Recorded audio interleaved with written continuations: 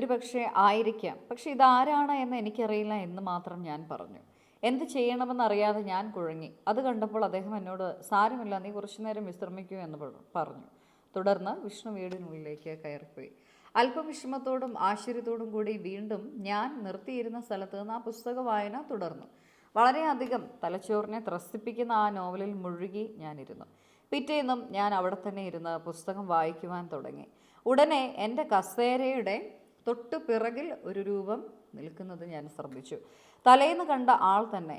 അദ്ദേഹം ഇന്ന് എൻ്റെ കസേരയുടെ തൊട്ടു പുറകിൽ എത്തിയിരിക്കുന്നു എന്ന് ഞാൻ മനസ്സിലാക്കി.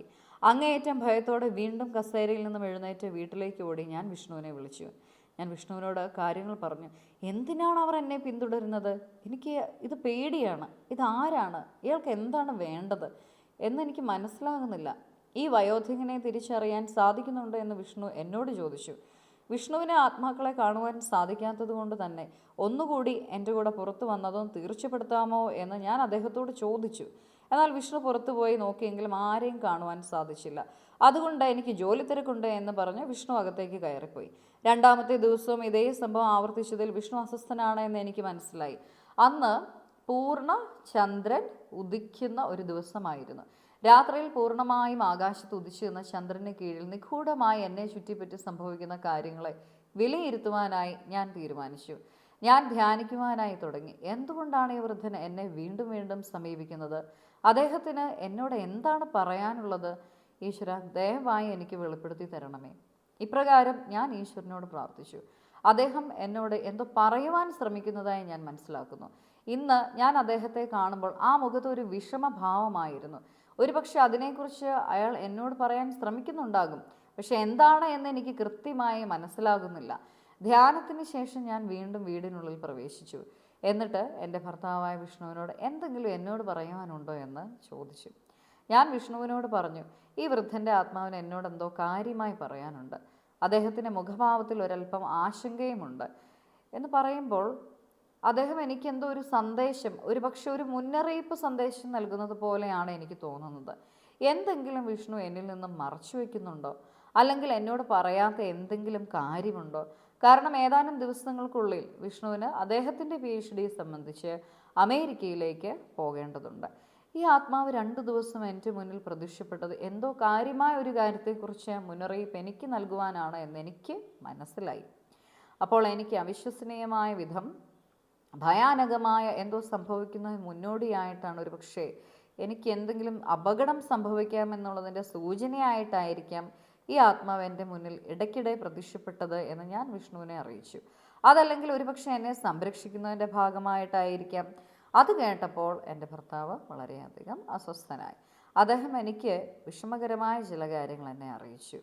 അപ്പോൾ എനിക്ക് മനസ്സിലായി എന്തുകൊണ്ടാണ് വാത്സല്യഭാവത്തോടുകൂടിയും ശാന്തമായും ആദ്യം സമീപിച്ചിട്ട് ഒരു മുൻകരുതൽ ഭാവത്തോടുകൂടി വീണ്ടും ഈ വൃദ്ധനായ ആത്മാവിനെ സമീപിച്ചത് എന്ന്. അദ്ദേഹം പ്രത്യക്ഷപ്പെട്ടതുകൊണ്ട് മാത്രമാണ് വിഷ്ണുവിൽ നിന്നും ചില കാര്യങ്ങൾ എനിക്ക് മനസ്സിലാക്കുവാൻ സാധിച്ചത്.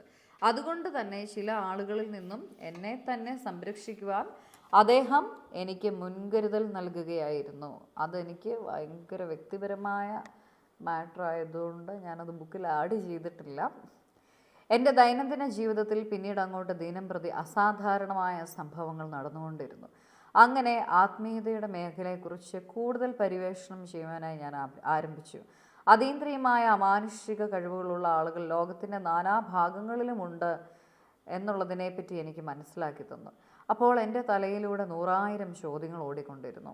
പൊളിറ്റിക്കൽ സയൻസിൽ ഡോക്ടറേറ്റ് നേടി ഒരു അധ്യാപികയായി നിലവിൽ യൂണിവേഴ്സിറ്റിയിൽ ജോലി ചെയ്യുകയും അതിനുശേഷം ഒരു പോസ്റ്റ് ഡോക്ടറേറ്റ് ഗവേഷണം നടത്തി പൂർണ്ണമായും യൂണിവേഴ്സിറ്റി അധ്യാപക മേഖലയിൽ ജോലി ചെയ്യുവാനും ആഗ്രഹിക്കുന്ന ഒരു വ്യക്തി എന്ന നിലയിൽ എന്തുകൊണ്ടാണ് എൻ്റെ ജീവിതത്തിൽ ഒരു ആത്മീയമായിട്ടുള്ള യാത്ര പ്രപഞ്ചം ഒരുക്കിക്കൊണ്ടിരിക്കുന്നത് എന്നുള്ളത് അതൊരു വലിയ ചോദ്യചിഹ്നം ആയിരുന്നു. ഞാൻ എന്നെ തന്നെ ചോദ്യം ചെയ്യാൻ തുടങ്ങി. അത്തരം ഒരു ജീവിതപാത ഞാൻ തുടങ്ങേണ്ടതുണ്ടോ? എൻ്റെ കുടുംബവും എൻ്റെ സമൂഹവും എങ്ങനെ അതിനെ വിലയിരുത്തും? എന്തിനേറെ പറയുന്നു, എനിക്ക് സ്വയം ഇത് ഉൾക്കൊള്ളുവാനായിട്ട് സാധിക്കുമോ? ഇതിനു വേണ്ടിയാണോ ഞാൻ ഇത്രയും കഷ്ടപ്പെട്ട് ഒരു വലിയ സ്കോളർഷിപ്പ് ഒരു രാജ്യത്തിൽ നിന്നും നേടി പല കോൺഫറൻസുകളിലും പങ്കെടുത്ത് പല പബ്ലിക്കേഷൻസും നടത്തി മുന്നോട്ട് പോകുന്നത്? ഒരു ആത്മീയ പാത പിന്തുടരുന്നതിന് ഇതിൻ്റെയൊക്കെ ആവശ്യമുണ്ടോ? എന്താണ് എൻ്റെ ശരിക്കുമുള്ള ജീവിത ലക്ഷ്യം? ഇത്തരം ചോദ്യങ്ങൾ കൊണ്ട് എൻ്റെ ദൈനംദിന ജീവിതവും എൻ്റെ ഉറക്കവും തടസ്സപ്പെടുവാൻ തുടങ്ങി. എന്നിരുന്നാലും ഈ വൃദ്ധനായ മനുഷ്യൻ എനിക്ക് നൽകിയ മുന്നറിയിപ്പുകൾ ഞാൻ കാര്യമായി തന്നെ ഗൗനിച്ചു. അന്നു മുതൽ കൂടുതൽ ആത്മീയമായിട്ടുള്ള വിഷയങ്ങളിൽ ശ്രദ്ധ കേന്ദ്രീകരിക്കുവാൻ ഞാൻ ആരംഭിച്ചു. അപ്രകാരം എന്നെ സമീപിക്കുന്ന ആത്മാക്കളെ ശ്രദ്ധിക്കുവാനും അവർക്ക് എന്നോട് എന്താണ് പറയുവാനുള്ളത് എന്ന് ശ്രവിക്കുവാനുമുള്ള ഒരു മാനസികാവസ്ഥ ഞാൻ പടുത്തുയർത്തുവാൻ തുടങ്ങി. അപ്പോൾ 214 പേജിൽ ഇതുണ്ടോ, ആ പേജിൽ ഞാൻ പൈൻമരത്തിൻ്റെ ചിത്രവും കൊടുത്തിട്ടുണ്ട്. ചുവടെ നൽകിയിരിക്കുന്ന മരങ്ങൾക്കിടയിൽ നിന്നാണ് ആ വൃദ്ധൻ എൻ്റെ അടുത്തേക്ക് വന്നത്. ഇത് 2024 എടുത്ത ചിത്രമാണ് ഞാനിതിൽ കൊടുത്തിരിക്കുന്നത്. കാര്യം ആ സമയത്തായിരുന്നു നമ്മുടെ ഈ ബുക്ക് എഴുതുന്നത്, ഫസ്റ്റ് പാർട്ട്. ആ പൈൻമരങ്ങളൊക്കെ ഞാൻ കഴിഞ്ഞ വർഷം അവിടെ ഉണ്ടായിരുന്ന സമയത്ത്, നവംബറിൽ പോയ സമയത്ത് ആ പൈൻമരങ്ങളൊക്കെ വലുതായി നല്ല പൊക്കമൊക്കെ ആയിട്ടുണ്ട്. അപ്പം ഇത്തരത്തിലെ നിരവധിയായിട്ടുള്ള അനുഭവങ്ങൾ ഒരു സൈക്കിക് മീഡിയം എന്നുള്ള നിലയ്ക്ക് തീർച്ചയായിട്ടും ജീവിതത്തിൻ്റെ പല സന്ദർഭങ്ങളിലും ഞാൻ ഫേസ് ചെയ്യേണ്ടതാണ്, ചെയ്തുകൊണ്ടിരിക്കുന്നു. അപ്പോൾ ഇതൊക്കെ നിങ്ങൾക്ക് പറഞ്ഞു തരുന്നത് എന്തുകൊണ്ടാണ് എന്ന് പറഞ്ഞു കഴിഞ്ഞാൽ, നമ്മളുടെ പ്രിയപ്പെട്ടവർ, നമ്മളുടെ പിതാവോ മാതാവോ സഹോദരങ്ങളോ പൂർവികരോ ഗ്രാൻഡ് പേരൻസോ ഒക്കെയും അല്ലെ കസിൻസ് ആയിക്കോട്ടെ, നമ്മൾ ഇവരൊക്കെ ഡിപ്പാർട്ടായതിനു ശേഷം എത്ര പേര് യഥാർത്ഥത്തിൽ വെറും ഒരു ചടങ്ങ് പോലെ അല്ലാതെ ആത്മാർത്ഥമായിട്ട് ഇവർക്ക് വേണ്ടി പ്രാർത്ഥിക്കുന്നുണ്ട്? നമ്മളത് ചിന്തിക്കണം. ആത്മാർത്ഥമായിട്ട് നമ്മളിപ്പോൾ ഇരിക്കുന്ന സ്ഥലത്തിരുന്നുകൊണ്ട് തന്നെ എൻ്റെ പിതാവിന് നന്മയുണ്ടാകണമേ, ഈശ്വര സന്നിധിയിൽ നിന്നുകൊണ്ടും എൻ്റെ പിതാവിൻ്റെ എല്ലാ സംരക്ഷണവും എനിക്ക് ലഭിക്കണമേ, എനിക്കും എൻ്റെ കുടുംബത്തിനും ലഭിക്കണമേ, ദുഷ്ടരായിട്ടുള്ള ആളുകളിൽ നിന്നും ദുഷ്കർമ്മങ്ങൾ ചെയ്യുന്നവരിൽ നിന്നും അത്തരത്തിലെ ഊർജ്ജങ്ങളിൽ നിന്നും ഞങ്ങളെ സംരക്ഷിക്കണമേ. പ്രാർത്ഥിക്കുക, ഹൃദയം തുറന്ന് പ്രാർത്ഥിക്കുക. നമ്മുടെ പ്രിയപ്പെട്ടവർ നമ്മളെ കേൾക്കുന്നുണ്ട്, കാണുന്നുണ്ട്, നമ്മുടെ ഹൃദയത്തിലൂടെ കടന്നു പോകുന്ന ഓരോ കാര്യങ്ങളും അവർ മനസ്സിലാക്കുന്നുണ്ട്, നമ്മളെ സംരക്ഷിക്കുന്നുണ്ട്. അപ്പോൾ ആ ഒരു സംരക്ഷണത്തിൻ്റെയൊക്കെ ഭാഗമായിട്ടാണ് ഈ ഒരു വൃദ്ധനും കടന്നു വന്നത്. അപ്പോൾ പിന്നീട് മനസ്സിലായത് ആ വൃദ്ധൻ്റെ ഐഡൻറ്റിറ്റി എന്താണ് എന്നുള്ളതാണ്, ആരാണ് എന്നുള്ളതും എനിക്കറിയാം. എഗെയിൻ പ്രൈവസിയുടെയൊക്കെ റീസണായിട്ട് അത് നമ്മൾ അത്രയും പബ്ലിക്കലി റിവീൽ ചെയ്യുന്നില്ല.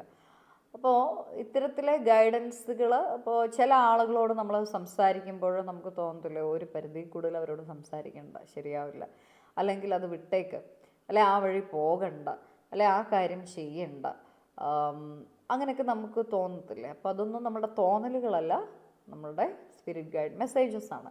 അപ്പോൾ അത്തരത്തിലൊരു വലിയ ഗൈഡായിരുന്നു ഇദ്ദേഹവും. അദ്ദേഹം തന്ന അദ്ദേഹത്തിൻ്റെ ആ ഒരു പ്രസൻസ്, ആ ഒരു സാന്നിധ്യം അന്ന് എനിക്ക് സംഭവിച്ചേക്കാവുന്ന ഒരു വലിയ വിപത്തിൽ നിന്നും എന്നെ രക്ഷപ്പെടുത്തിയതാണ്. അപ്പോൾ ബാക്കിയുള്ള കാര്യങ്ങൾ നമുക്ക് വീണ്ടും അടുത്തടുത്ത എപ്പിസോഡ്സിൽ സംസാരിക്കാം. എല്ലാവർക്കും എല്ലാ നന്മയും ഉണ്ടാവട്ടെ. സമാധാനമായി സ്വസ്ഥമായിട്ട് ഈശ്വരസന്നിധിയിൽ നിന്ന് നമ്മുടെയൊക്കെ പ്രിയപ്പെട്ടവരുടെ സംരക്ഷണവും സ്നേഹവും കരുതലും ഏവർക്കും ലഭിക്കട്ടെ. Thank you.